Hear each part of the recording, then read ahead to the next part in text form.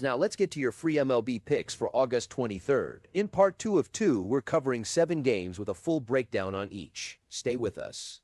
First of all, give the video a big thumbs up, hit that like and subscribe button below as we do several free pick videos for you every single day right here on the Doctor of Sports Picks. As usual, visit our channel for the rest of today's game picks and stick around until the end because you won't want to miss out on anything. We begin this afternoon in Denver, where the Colorado Rockies host the Cleveland Guardians at 10 minutes past 3 Eastern. The Rockies sit at 50-79, 27-37 inside Coors Field, and they have dropped 6 of their last 10. Cleveland arrives at 64-66, hovering right around the break-even line and playing better baseball lately at 6-4 over their last 10. Hook here is the season series. Cleveland has swept everything on offer so far, 3 games to none, and the Guardians will send a pitcher to the mound who has been meaningfully better than his counterpart all year. On paper, the starting pitching gap is real. Foster Griffin carries a 3.18 earned run average on the season for Cleveland against Tomoyuki Sugano's 4.70 for Colorado, and Sugano's recent form is worse still at 6.19 across his last 3 starts. The Guardians have also been the sturdier run prevention club, allowing 4.11 runs per game versus Colorado's 5.78. So why does the number point back toward the home side? Because this is a spread play, not a statement about who wins. Colorado is 27-37 at home, which is roughly a break-even rate against the run line in a park where leads swell and shrink unpredictably, and Cleveland's offense is the weaker of the two by rate, 4.00 runs per game to Colorado's 4.77. The honest counter-argument is straightforward. Cleveland has already won all 3 meetings this year. Griffin has been the better arm by nearly a run and a half of earned run average, and a team 50-79 is 50-79 for a reason. This is a margin bet, not a conviction bet on the Rockies' quality. Our first pick for this matchup, the Colorado Rockies to cover the spread as underdogs, is our full game side pick. Total is where the environment fights the projection. Coors Field grades at 113 on basic park factor and 107 for home runs. It is 27 degrees Celsius, and the wind component is blowing out at nearly 7. Every one of those inputs argues for runs. This model, though, leans on its combined run projection, which pegs these 2 starters and lineups at roughly 8.2 total runs, well beneath the posted number of 11. That is the entire case. The market has priced in the altitude, and then some. This counter-argument deserves respect, because Sugano has surrendered a 6.19 earned run average over 3 starts. Both bullpens are ordinary at 4.82 and 3.84, and Coors has a habit of turning modest projections into laughers by the 7th inning. But an 11-run number demands a lot, and the projection says the demand is excessive. Our second pick for this matchup, under the projected total of 11, is our full game total pick. Moving east to Fenway Park, where the Boston Red Sox welcome the San Francisco Giants at 3:15 Eastern. Boston is 70-59 and has been the more complete team all season, though the home split is a curiously modest 33-32. Giants are the opposite story, 52-77 overall, an ugly 23-44 away from home, and 3-7 over their last 10. Boston has already taken both meetings in this series. On record alone, this looks like a formality, which is precisely why the number is worth interrogating. The pitching matchup is genuinely difficult to price. Jake Bennett carries a 3.46 season earned run average for Boston, but has been battered lately, 6.60 across his last 3 starts. Matt Wilkinson's line for San Francisco reads 0.00, a figure that reflects an extremely limited sample rather than dominance, and the model treats it accordingly. Where the value emerges is in the weighting. The lineup comparison is closer than the standings imply. 4.02 runs per game for San Francisco against 4.53 for Boston. The park and weather profile is suppressive with the wind at -2.1 and temperatures near 21 Celsius in a 104 park, and the home field baseline built off Pythagorean expectation, earned run averages, and the platoon matchup does not fully justify the price being asked. The counter-argument is loud and legitimate. Boston's bullpen is elite at 2.92 against San Francisco's 4.25. The Red Sox allow only 3.77 runs per game, and the Giants have been genuinely bad on the road. This is a price play on a live underdog, not a claim that San Francisco is the better team. Our first pick for this matchup, the San Francisco Giants money line, is our full game side pick. On the total, the environment cuts against runs. Fenway's 104 basic park factor is mildly favorable to offense, but the home run factor is 98. The wind component is -2.1, and 21 degrees Celsius is a neutral to heavy air profile for a mid-afternoon game. The model's driver here is its combined run projection, which lands at 6.2 runs between these starters and lineups, meaningfully below the posted 8. Boston's run prevention supports that red at 3.77 allowed per game with a 2.92 bullpen behind it. On his counter, Bennett's 6.60 over 3 starts is a real warning. Wilkinson is essentially an unknown quantity, and unknown quantities at Fenway have a way of producing crooked innings. The edge here is modest at 2.5%, and it should be treated as such. Our second pick for this matchup, under the projected total of 8, is our full game total pick. Los Angeles now, where the Dodgers host the Pittsburgh Pirates at 4 Eastern. Los Angeles is the best team on this board at 79-51, 39-26 at home, and winners of 7 of their last 10. Pittsburgh is 63-68, 29-36 on the road, and exactly 500 over their last 10. The Dodgers have controlled this season series 4-1. Every surface reading tells you to expect Los Angeles to handle this comfortably, which makes the run line the only interesting place to stand.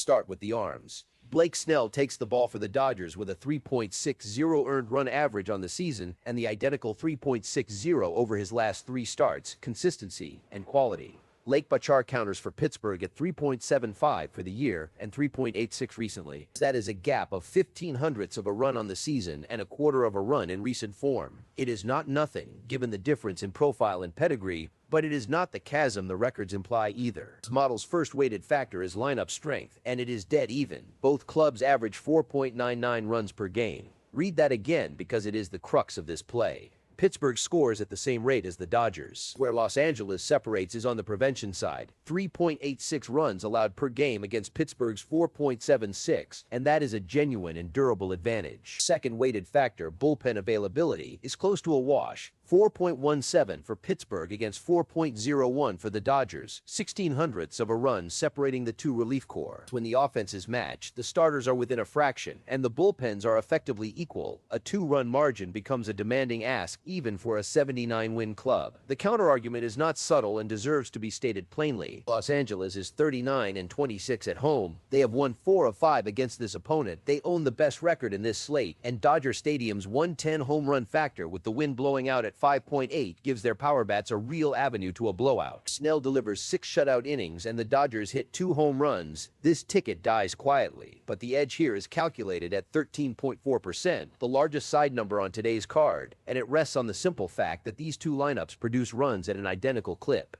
As our first pick for this matchup, the Pittsburgh Pirates to cover the spread as underdogs is our full game side pick. Out to the Pacific Northwest, where the Seattle Mariners host the Chicago Cubs at 4 Eastern. Seattle is 62-68, but a solid 35-29 at T-Mobile Park and 6-4 over their last 10. Chicago is the stronger club at 74-56, though the Cubs have stumbled to 4-6 recently and are a comparatively ordinary 36-29 away from Wrigley. Season series is deadlocked at 2 games apiece, which tells you these teams have been evenly matched despite the 12-game gap in the standings. Starter comparison looks close on the season and much less close on recent form. Bryce Miller's 3.71 for Seattle is nearly identical to Shota Imanaga's 3.77 for Chicago, but Miller has been hammered lately at 8.04 across his last 3 starts, while Imanaga sits at 4.60 over the same window. This model's heaviest weighted factor here is lineup strength, and the separation is substantial. Chicago averages 5.12 runs per game against Seattle's 3.93, the largest offensive gap on this slate. Bullpen factor also tilts Chicago's way at 3.86 to 4.20, and even after applying the home field baseline off Pythagorean expectation, earned run averages, and the platoon matchup, the Cubs come out ahead. The counter-argument is that this is a laying runs play in a pitcher's park, 94 basic, with the wind blowing in at 9.4 and the roof retractable, conditions that suppress the very offense you are counting on. The edge is a slim 3.3%, treated as a lean. Our second pick for this matchup, under the projected total of 7.5, is our full game total pick. Wait, the total first properly. 7.5 is the number, and both weighted factors push under it. T-Mobile Park grades at 94 on basic park factor and 96 for home runs, and the wind is blowing in towards center at 9.4 miles per hour in 19-degree air. That is about as run-suppressing an environment as exists on this board. The combined run projection lands at 7.7 runs, which is marginally above the posted 7.5, but the park and weather adjustment is what carries the play across the line. The counter-argument is legitimate and worth stating. Miller's 8.04 earned run average over his last 3 starts is alarming. Chicago's 5.12 runs per game is the best offensive rate on the slate, and the roof is retractable, meaning that inbound wind may never actually materialize if it closes. This is a 5.4% edge built on environment more than on projection. As our first pick for this matchup, the Chicago Cubs to cover the spread as favorites is our full game side pick. Before we continue, the complete model breakdown for every pick tonight is on the dashboard, free to browse. Now, back to it. Down to Petco Park, where the San Diego Padres host the Minnesota Twins at 4 Eastern. San Diego is 70-60, and the home split is the headline, 39-26 at Petco, plus 7 wins in their last 10. Minnesota is 63-67, a week 28-36 on the road, and 4-6 lately. The Padres have taken both meetings in this series so far. That is a home team playing well in a park it knows, against a road club that has struggled away from home. Starting pitching favors San Diego on recent form and Minnesota on nothing in particular. Walker Buehler's season earned run average is 4.79, but he has been sharp lately at 2.25 across 3 starts. Bailey Ober counters at 4.62 for the year and a worse 5.51 recently. This model's case for the visitors is narrow and specific. First, lineup strength. Minnesota actually scores more, 4.61 runs per game against San Diego's 4.28. Second, the home field baseline built off Pythagorean expectation. The earned run average comparison and the platoon matchup does not fully justify laying a run and a half with the Padres, whose run differential is nearly flat at 4.2 when allowed. The counter-argument is substantial. Minnesota allows 4.97 runs per game and carries a 4.74 bullpen earned run average, both of which are worse than San Diego's 4.21 and 3.54. If this game goes late and close, the Padres own the better relief corps by a wide margin. This is a 4.2% edge on the run line, not a case for an upset. As our first pick for this matchup, the Minnesota Twins to cover the spread as underdogs is our full game side pick.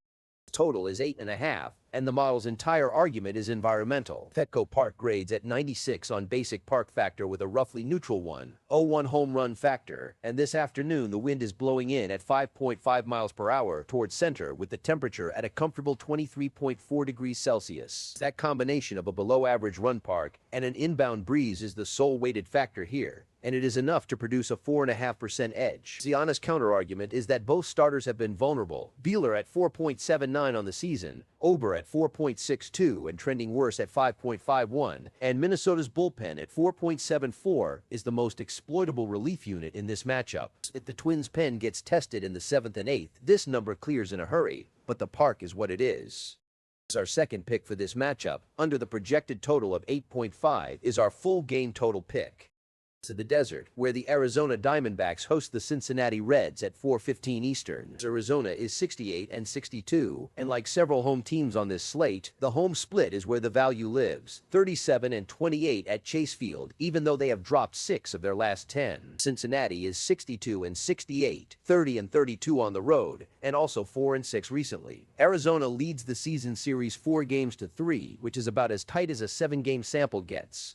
Starters make this a genuinely close call. Mitch Bratt's 4.17 season mark for Arizona is a shade worse than Andrew Abbott's 4.07 for Cincinnati, but recent form flips it decisively. Bratt at 2.81 over 3 starts, Abbott at 5.19. The model's 2 weighted factors both favor the home side. Home field baseline, assembled from Pythagorean expectation, earned run averages, and the platoon matchup, gives Arizona the nod, supported by a run differential of 4.56 scored against 4.51 allowed, versus Cincinnati's 4.11 and 4.82. Bullpen availability is the second lever, 4.18 for the Diamondbacks against 4.54 for the Reds. The counter-argument is that this is a 2.6% edge, the thinnest side number on the board, while laying a run and a half against a team that has already beaten Arizona 3 times this season. Close games with even bullpens do not reliably produce 2-run margins. As our first pick for this matchup, the Arizona Diamondbacks to cover the spread as favorites is our full game side pick.